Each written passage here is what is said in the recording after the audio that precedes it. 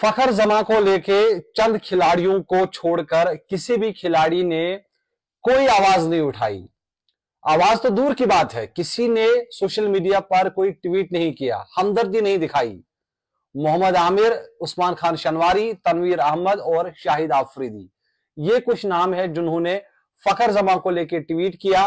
और मोहम्मद आमिर कहते हैं कि भाई साहब ये एक सरप्राइजिंग डिसीजन है कि आपने फखर जमा का सेंट्रल कॉन्ट्रैक्ट छीना है, आपने फखर जमा को स्क्वाड से ड्रॉप किया है और यही एक इंपैक्टफुल खिलाड़ी है आपके पास। बाकी इन 4 खिलाड़ियों को छोड़कर किसी ने कोई ट्वीट नहीं किया।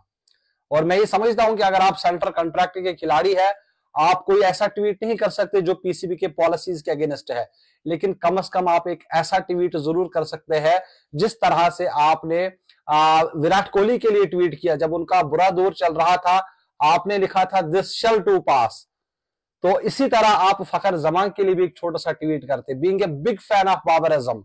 फखर जमान ड्रॉप हुए हैं, फखर जमान को सेंट्रल कॉन्ट्रैक्ट खत्म हो गया है और सबसे बड़ी वजूहत है कि उन्होंने बाबर आजम के लिए एक ट्वीट किया था।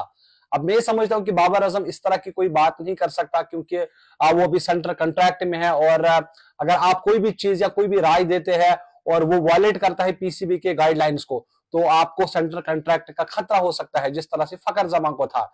लेकिन कम से कम आप एक छोटा सा ट्वीट कर सकते हैं फखर जमान के लिए। तो किसी भी खिलाड़ी ने नहीं किया, ना ही शाहीन अफरीदी ने, ना ही बाबर आजम ने, ना ही मोहम्मद रिजवान ने, या ना ही जो फखर जमान के करीबी है। तो ये फखर जमान के लिए भाई साहब एक सबक है कि आप किस तरह से अपने जो भी टीममेट से आप किस तरह से उनके लिए ट्वीट करते थे जब उनका बुरा वक्त है, लेकिन अब फखर जमान के साथ क्या बीत रही है।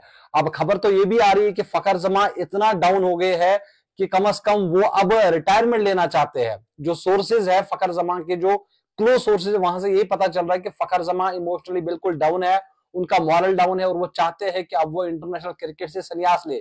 लेकिन अभी जो उनके क्लोज फ्रेंड्स हैं उन्होंने यही मशवरा दिया है कि अब ये इमोशनल डिसीजन हो सकता है। तो फिलहाल चैंपियंस ट्रॉफी तक का आप देखिए, क्योंकि अभी जनवरी के महीने में फखर जमान को और एक जो फिटनेस टेस्ट है वो उनको करना पड़ेगा। और क्योंकि इससे पहले उन्होंने जो फिटनेस टेस्ट दिया था, जो दौड़ लगाई थी 8 मिनट की, उसमें फखर जमान फेल हो गए थे क्योंकि उनको एक नी इंजरी हुई थी।